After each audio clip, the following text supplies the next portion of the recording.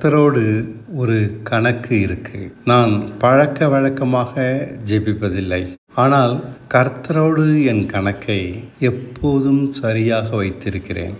அதில் குற்றம் குறை வர விடுவதில்லை. நான் தேவனை பார்க்கும்போதும் அவர் என்னை பார்க்கும்போதும் என் கணக்கு புத்தகம் சுத்தமாக இருக்கிறபடியால் இனிமையான சமாதானம் எனக்குள் உண்டாகி இருக்கிறது. இனி நான் இல்லை, அவரே என்னில் பிழைத்திருக்கிறார்.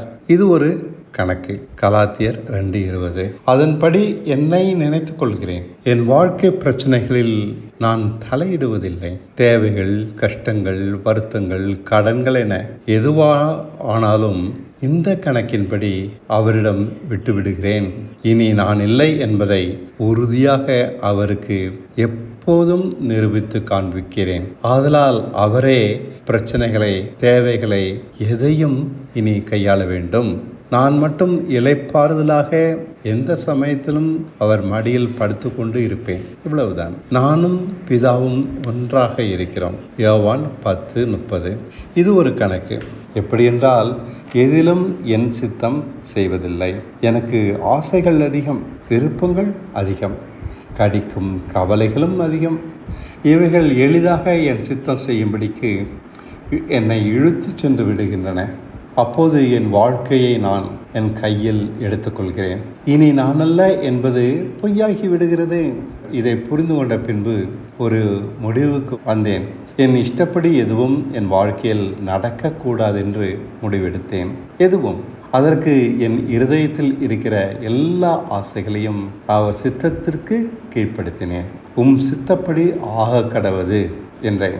இருதயம் இப்போது சுத்தமாக காலியாகிவிட்டது. இப்போது என் கணக்கு நேராகிவிட்டது. ஆகையால் நானும் பிதாவும் ஒன்றாக இப்போது இருக்கிறோம். ஆமாம், அவர் சித்தம் மட்டுமே செய்கிறபடியால் என் கணக்கு சரியாகிவிட்டது. என் சித்தம் எதுவுமே இனி செய்வதில்லை. கர்த்தருக்கு சித்தமானதெல்லாம் என் கையால் இனி வாய்க்கும். கற்பாறையின் மேல் கட்டுகிறேன். எனக்கு பிடிக்கிறதோ இல்லையோ, அவர் சித்தம் எதுவானாலும் மனமாற ஏற்றுக்கொள்கிறேன். அதை செய்கிறேன். அதனால் வருகிற கஷ்ட நஷ்டங்களை, அவமானங்களை எதுவானாலும் கவலை இல்லை, விட்டு கொடுத்து விட்டு சம்மதிக்கிறேன். ஆகையால் நானும் பிதாவும் ஒன்றாக இருக்கிறோம். இயேசுவை போலவே அவரை பின்பற்றுகிறேன் என்று சொல்கிறேன் அல்லவா? அவர் சொன்னது போலவே என் வாழ்க்கையிலும் இப்படித்தான் இருக்கும்.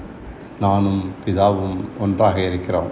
அவர் சொன்னது போலவே நானும் என்று சொல்லலாம். உம்முடையதெல்லாம் என்னுடையவை, என்னுடையதெல்லாம் உம்முடையவை. இது மற்றொரு கணக்கு. சிலுவைக்கு போகும் முன் இயேசு செய்த ஜெபம் இது. தன்னை காக்கும்படிக்கு இயேசு ஜெபிக்காமல் தேவனோடுண்டான தன் கணக்கை அவர் நினைவுபடுத்துகிறார். யோவான் 17:10. தன்னை அடிப்பார்கள், அநியாயமாக நியாயந்தீர்ப்பார்கள், சிறுமைப்படுத்தி கொடுமைப்படுத்துவார்கள், கடைசியில் கொல்லுவார்கள் என்பது அவருக்கு தெரியும். 3ஆம் நாளில் பிதா தன்னை உயிரோடு எழுப்புவார் என்பதும் அவருக்கு தெரியும். இருந்தாலும் தான் அடிப்படும்போது கூட இருமென அவர் கெஞ்சவில்லை. ஆனால் தன் கணக்கு எது என்றுதான் தனக்கு அவர் நினைவுபடுத்திக் கொள்கிறார். தனக்கு என்ன நேர்ந்தாலும் அது பிதாவுக்கு நேர்ந்தது. பிதாவின் சித்தம் எதுவானாலும் அதுதான் தன் பங்கு. இவ்விதமாக அவர் மனம் தெளிவாக எல்லாவற்றையும் பிரித்து பிரித்து பார்த்தது. ஆதலால் வரப்போகிற காரியங்களை கண்டு அவர் பயப்படவில்லை. அவைகள் எல்லாம் பிதாவினுடையது. ஆகையால் மனம் தைரியம் அடைந்து விட்டது. அவர் உண்மையுள்ளவர் என்றபடியால் அவர் பிதாவின் அனுமதி இல்லாமல் எதுவுமே தனக்கு நேராது என்பது பெரிய நிச்சயம். கடைசியாக 3ஆம் நாள் எழுப்பப்படுவோம் என்ற தைரியமும் கிடைக்கிறது. இதனால் அவர் சிலுவை சுமந்தார். அவர் தன் கணக்கை மாத்திரம் பார்த்தபடியால் அவர் சந்திக்கப் போகிற கஷ்டங்களை பார்த்து அலறவில்லை, பதறவில்லை. தனக்கென்ன நேர்ந்தாலும் அது பிதாவினுடையது, என் வேலை, அவர் சித்தம் எதுவானாலும் அடங்கி போவது ஒன்றே. எப்படியாவது என்னை 3ஆம் நாளில் எழுப்பி விடுங்கள் என்று அவர் புலம்பவில்லை. சந்திக்கப் போகிற கொடுமைகளின் வழிகளை எண்ணி அவர் பயப்படவில்லை. காரணம் தனக்கும் தேவனுக்கும் மத்தியில் உள்ள இந்த கணக்கு தான். நானும் இந்த கணக்கை எப்போதும் என் கண்முன் வைத்திருக்கிறேன். என்னிடவை எதையும் பார்த்து நான் கலங்குவதில்லை. காரணம் அவை எதுவும் என்னுடையவை அல்ல, அவருடையவை. அவருடையதை அவர் பார்த்து கொள்ளட்டும். என்னுடையது தேவன் காண்பிக்கிற சித்தம் படி மாத்திரம் நடப்பதே. எப்போதும் எல்லாவற்றிலும் நான் என் வேலையை சரியாக செய்தால் அவர் தன் வேலையை சரியாக செய்வார். என் கணக்கு சரியாக இல்லாத போது அவர் தன் பகுதியான கணக்கை, அதாவது என் விஷயங்களை பார்க்க மாட்டார். அவர் உண்மையுள்ளவர்களுக்கே உண்மையுள்ளவர். நாம் நம் சித்தம் மட்டுமே செய்து உண்மையில்லாத போது அவர் தன்னைத்தான் மறுதளிக்க மாட்டார். என்னுடையவைகளை பற்றி அவர் கவலைப்பட மாட்டார். நம் ஆசைகள் கவலைகள் எல்லாம் நம் சித்தப்படி நடக்க வேண்டும் என நம்மை அடம்பிடித்து இழுத்து செல்கின்றன. அப்போது என் கணக்கு தேவனுக்கு முன் தவறாக போய்விடுகிறது. என்னுடையவை எல்லாம் உம்முடையவை என்பதும் காணாமல் போய்விடுகிறது. பலரை நான் ஆஸ்பத்திரியில் நோயின் கொடுமை தாங்காமல் தவிப்பதை பார்த்திருக்கிறேன். ஏன் இவர்கள் இப்படி அவஸ்தைப்படுகிறார்கள்? அதிகமாக ஜெபிக்கிறார்கள். பல தலைவர்களை அழைத்து சென்று தங்களுக்காக ஜெபிக்கிறார்கள். இருந்தாலும் கொடுமை மேல் கொடுமைதான் எழுகிறது. வியாதி பெருத்து கடினமான மருத்துவ ஆலோசனைகளை மேற்கொள்ள வேண்டியிருக்கிறது. செலவு வேறே. காரணம் என்ன? நம் கணக்கு தேவனுக்கு முன் சரியாக இல்லை என்பதுதான். அதை சரி செய்யும் வரை அவர் நம் பக்கம் திரும்பி கூட பார்க்க மாட்டார். என்னுடையதெல்லாம் உம்முடையவை என்று நின்ற இயேசுவை பிதா கடைசி வரை ஏமாற்றவில்லை. எந்தளவு கஷ்டமானாலும் அவர் ஏற்று சகித்தாரே. இது போதும் தேவனுக்கு. இவர் உண்மையை பார்த்து அவர் உண்மையாக நடந்தார். நாம் நம் வாழ்க்கையை நம் ஆசை கவலைகளால் இழுக்கப்பட்டு நம் இஷ்டப்படி மாத்திரம் வாழ்ந்து வருகிறபடியால் அவர் நமக்கு எப்படி இறங்குவார்? நமக்கு உண்மையாக அவர் எப்படி இருப்பார்? ஒருவேளை சத்தியத்தை அறியாதவர்களுக்கு அவர் இறங்கலாம். தேவனை அண்டிக் கொண்ட பின் இன்னமும் நம் சித்தப்படி நடந்து கொண்டிருந்தால் அவர் எப்படி நம்மை நோக்கி பார்ப்பார்? நம் ஜெபங்கள் எதுவும் அவரிடம் சேர்வதில்லை. கடைசி நேரத்தில் ஐயோ ஐயோவென கூப்பிடாடு போட்டால் என்ன பயன்? நாம் செய்த ஊழியங்கள் காணிக்கைகளை அவர் சிறிதும் பார்ப்பதில்லை. நீதிமொழிகள் 1ஆம் அதிகாரம் 28 முதல் 31 வசனம் வரை. தேவனோடு நம் கணக்கு சரியாக இருக்க வேண்டும். எப்போதும் அவர் உண்மை நமக்கு பின்னிருந்து காக்கும். அவர் நடத்துதல் எப்போதும் நமக்கு முன்பு போகும். இதன் அர்த்தம் என்ன? அவர் நம் வாழ்க்கையை நம்மோடு இணைந்து வாழ்கிறார். தனக்கு உண்மையுள்ளவர்களை மட்டும் நடத்துகிறார், எல்லோரையும் அல்ல. அவர் நம்மோடு உடன்படிக்கை செய்திருக்கிறார். மலை பிரசங்கமாகிய கற்பனைகளை கொடுத்திருக்கிறார். இவைகள்தான் அவர் கணக்கு. வேதத்தில் எந்த வார்த்தையை எடுத்தாலும் இந்த உடன்படிக்கைக்கும் கற்பனைகளுக்குமே மையப்புள்ளியாக வைத்து நடத்தும். இனி நான் இல்லை, கிறிஸ்து மட்டுமே எனக்காக பிழைத்திருக்கிறார் என்ற வார்த்தையை அவை பிரதிபலிக்கும். ஒருவன் உன்னை ஏமாற்றி பொருள்களை பிடுங்கிக் கொண்டான, பதற வேண்டாம், அவர் பார்த்து கொள்கிறார். அவனை ஆசீர்வதியுங்கள். தீமை செய்கிறவனுக்கு நன்மை செய்யுங்கள். உங்களை பயக்கிறானா?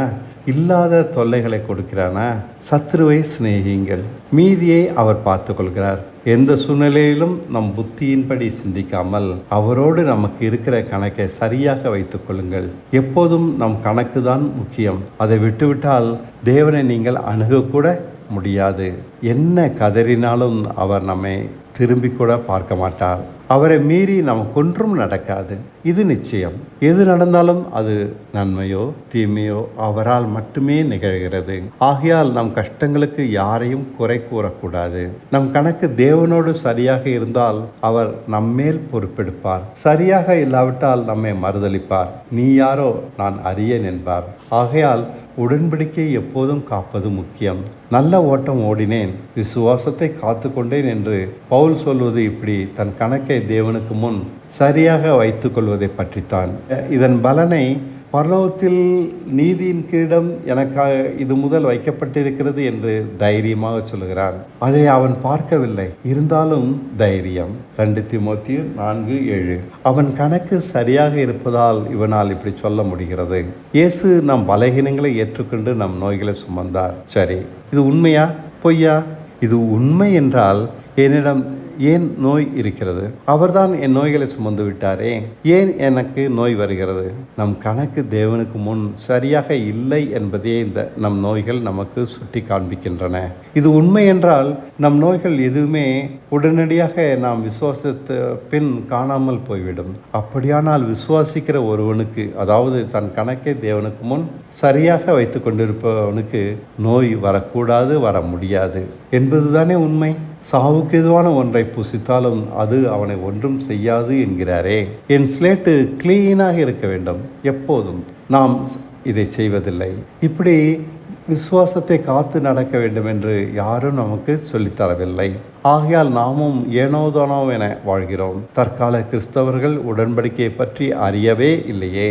எவ்வளவு இருளில் இருக்கிறார்கள். இதனால் இவர்களால் பாவங்களுக்கு முற்றுப்புள்ளி வைக்கக்கூட தெரியவில்லை. சத்தியமே இவர்களிடம் இல்லையே. குரங்கு விசுவாசம் என்று ஒன்று இருக்கிறது. ஒரு குரங்கை பார்த்து கண்களை மூடிக்கொள்ள கற்றுக் கொடுத்தால் அந்த குரங்கு கண்களை கையால் மூடிக்கொள்ளும். இருந்தாலும் நம்மை கையோட்டை வழியாய் பார்த்து கொண்டிருக்கும். இதுவா கண்களை மூடிக்கொண்டுள்ளது என்பது? இதே போலத்தான் நாமும் விசுவாசிக்கிறோம். இனி நான் இல்லை என்கிறோம். இருந்தாலும் நாம் தான் என் வாழ்க்கையை கட்டுப்படுத்துகிறோம். என் பிள்ளை, என் கடன்கள், என் குடும்பம், என் கவலைகள், இப்படியே கடிக்கிற ஏதோ ஒன்று நம்மை பிடித்து ஆட்டுகின்றன. அவைகளை தேவனிடம் கொடுக்காமல் நாம் கையில் எடுத்துக்கொள்கிறோம். இதுதான் குரங்கு விசுவாசம். இது பயன் தருமா? இப்படி விசுவாசிக்காமலே இருக்கலாம். ஆகையால் நம்மை பார்ப்போம். எங்காவது நான் என்பது நம்மை கட்டுப்படுத்துகிறதா என்று கவனியுங்கள். நான் சம்பாதித்து தான் இவர்கள் சாப்பிடுகிறார்கள், ஆனால் என்னை இவர்கள் மதிக்கவில்லை. என் பிள்ளை கஷ்டப்படுகிறது, நான் என்ன செய்ய? என் நகைகளை எடுத்துக்கொண்டனர். என் பூர்வீக சொத்து அது, அதை எப்படி விட்டு கொடுப்பேன்? இப்படி நான் பல வழிகளில் நமக்குள் வருகிறது. நான் என்ற உரிமை நம்மை தேவனோடு பண்ணிய உடன்படிக்கையை அலட்சியம் செய்து மறக்க பண்ணுகிறது. அதன் பின் எல்லாம் பிரச்சனையே. தேவன் நம்மோடு இருக்க மாட்டார். உன் வாழ்க்கை, நீ உன் இஷ்டப்படி வாழ்ந்து கொள் என்று விட்டு விடுவார். நான் என்னுடையது, என் படிப்பு, என் மதிப்பு என்பவைதான் நமக்கு முக்கியமாக படுவதால் நம்மை சிந்திக்க வைக்கின்றன. பாவத்திற்கு இடமாக அது அமைகிறது. உடன்படிக்கை இவைகளை தேவனிடம் தந்துவிட்டு நம்மை அமைதியாக இருக்கச் சொல்லித் தருகிறது. ஆகையால் எங்காவது நான் எனக்குள் எந்த ரூபத்திலாவது நடமாடுகிறதா என்று பாருங்கள். நான் என்பதை பாருங்கள். நம் கணக்கு ஒருபோதும் தப்பாக போகக்கூடாது.